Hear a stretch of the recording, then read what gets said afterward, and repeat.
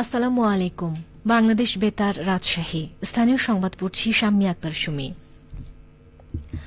জনবান্ধব automated ভূমি ব্যবস্থাপনা, সুরক্ষিত ভূমি, সমৃদ্ধ ভবিষ্যৎ, এই প্রতিপাদ্যে রাজশাহীতে 3 দিনব্যাপী শুরু হয়েছে ভূমি সেবা মেলা 2026।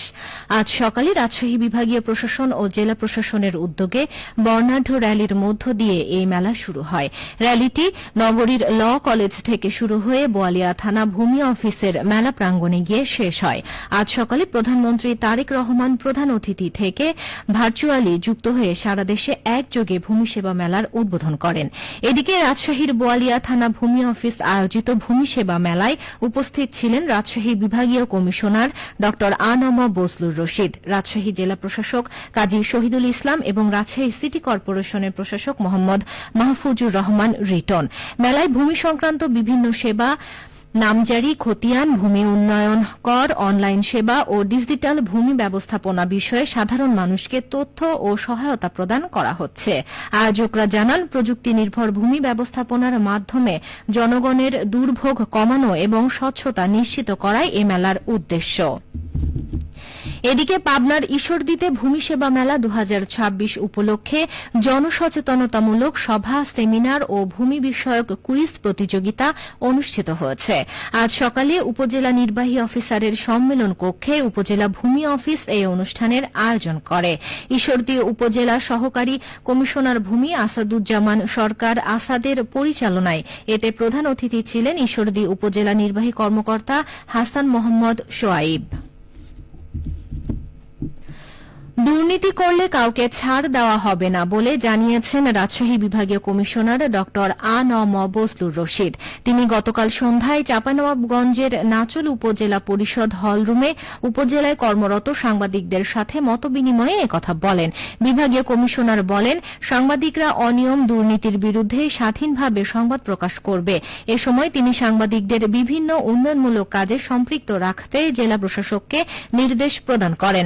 চাঁপাইনবাবগঞ্জের জেলা প্রশাসক আবু সালেহ মোহাম্মদ মুসার সভাপতিত্বে মতবিনিময় সভায় অন্যদের মধ্যে রাজশাহী রেঞ্জের ডিআইজি মোহাম্মদ শাহজাহান, রাজশাহী বিভাগীয় রেঞ্জের ডিজিএফআই কর্মকর্তা লেফটেন্যান্ট কর্নেল মোহাম্মদ শাহরিয়ার খান, চাঁপাইনবাবগঞ্জের পুলিশ সুপার গৌতম কুমার বিশ্বাস ও অতিরিক্ত জেলা প্রশাসক রাজস্ব ফয়সাল রায়হান বক্তব্য রাখেন।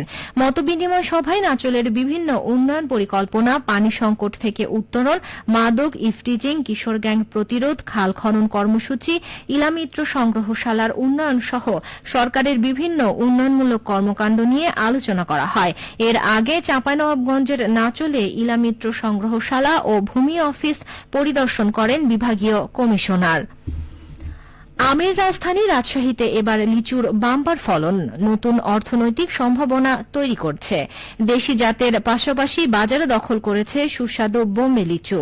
একই সাথে লিচু বাগান থেকে আহরণ করা হচ্ছে মধু।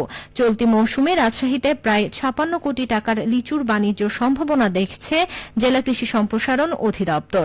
এ নিয়ে এখন শুনুন আমাদের মহানগর সংবাদদাতা রাজু আহমেদের একটি প্রতিবেদন। কৃষি সম্প্রসারণ অধিদপ্তরের তথ্য মতে চলতি মৌসুমে রাজশাহী জেলার 9টি উপজেলায় 528 হেক্টর জমিতে লিচুর আবাদ হয়েছে।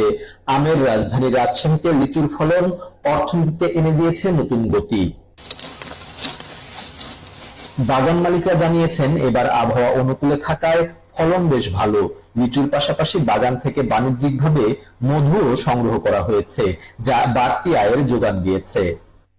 আমাদের এই লিচুটা অনেক স্বাদের এবং অনেক রসালো। আগের বছরের তুলনায় এই বছরে আপনার বিপুল পরিমাণে, ব্যাপক পরিমাণে মালের ফলন পেয়েছি। আমরা লিচুর পাশাপাশি আমরা লিচু ফুলের মধু এখান থেকে সংগ্রহ করে থাকি। বাগান থেকে আমরা মোটের আমলে প্রায় 16 মণ মধু আমরা এখান থেকে সংগ্রহ করেছি। আগে ভালো লিচুর জন্য দিনাজপুর বা ঈশ্বরদীর উপর নির্ভর করতে হলেও এখন রাজশাহীর লিচু যাচ্ছে দেশের বিভিন্ন প্রান্তে।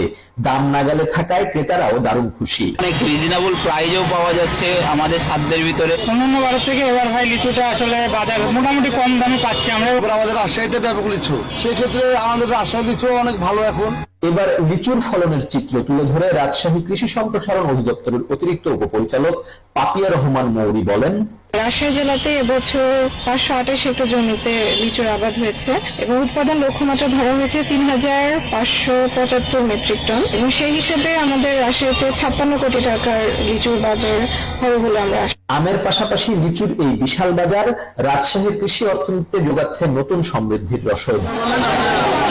রাজু আহমেদ, বাংলাদেশ বেতার, রাজশাহী। সবশেষে আবহাওয়া। আজ দুপুর 12টায় রাজশাহীতে তাপমাত্রা ছিল 33.4 ডিগ্রি সেলসিয়াস। এই সময় বাতাসে আপেক্ষিক আর্দ্রতার পরিমাণ 67%। রাজশাহী ও পার্শ্ববর্তী এলাকায় আজ সূর্যাস্ত সন্ধে 6টা 43 মিনিটে। সংবাদ শেষ হল। আমাদের পরবর্তী সংবাদ দুপুর 2টা 5 মিনিটে।